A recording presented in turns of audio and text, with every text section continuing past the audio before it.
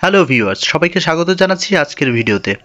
তুরস্ক সম্প্রতি মালি নামক একটি মনুষ্যবিহীন সামুদ্রিক যান থেকে কুজগুন কিওয়াই ক্রুজ মিসাইলের সফল পরীক্ষামূলক উৎক্ষেপণ সম্পন্ন করেছে। প্রতিরক্ষা শিল্প অধিদপ্তর এসএসবির প্রধান হালুক গরগুন এই বিষয়ে জানান, এই উৎক্ষেপণ প্রযুক্তি ও প্রতিরক্ষা ক্ষেত্রে তুরস্কের সামর্থ্য বৃদ্ধির অন্যতম স্পষ্ট উদাহরণ। গরগুন আরও উল্লেখ করেন যে এই অর্জনটি তুরস্ককে একটি প্রযুক্তি উৎপাদনকারী শক্তিতে রূপান্তরিত করেছে, যা প্রতিরক্ষা শিল্পে তাদের ক্ষমতা প্রমাণ করে। তিনি আরও বলেন, আমরা স্থানীয় ও জাতীয় প্রকল্পের মাধ্যমে বিশ্বে পরিবর্তনকারী প্রযুক্তি তৈরি করছি।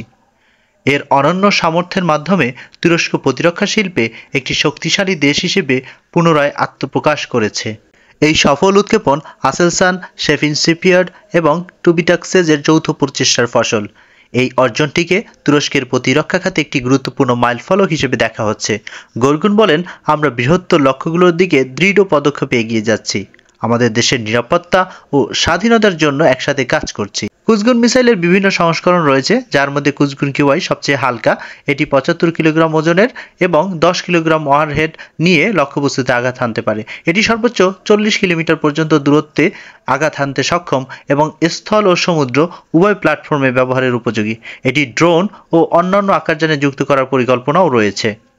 অন্যদিকে কুজগুন টিজে সংস্করণে রয়েছে ১৪ কিলোগ্রাম ওয়ারহেড এবং এটি বিভিন্ন যুদ্ধ পরিস্থিতিতে ব্যবহার করা যাবে।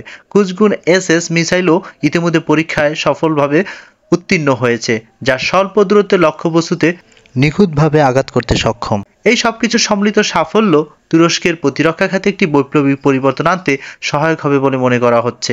আজকের ভিডিও এ পর্যন্তই। পরবর্তী ভিডিওতে আবার দেখা হবে। সে পর্যন্ত সবাই ভালো থাকুন এবং সুস্থ থাকুন। ভিডিওটি ভালো লাগলে অবশ্যই লাইক, শেয়ার এবং সাবস্ক্রাইব করতে ভুলবেন না। আপনাদের মূল্যবান মতামত কমেন্টের মাধ্যমে আমাদেরকে জানান। ধন্যবাদ সবাইকে।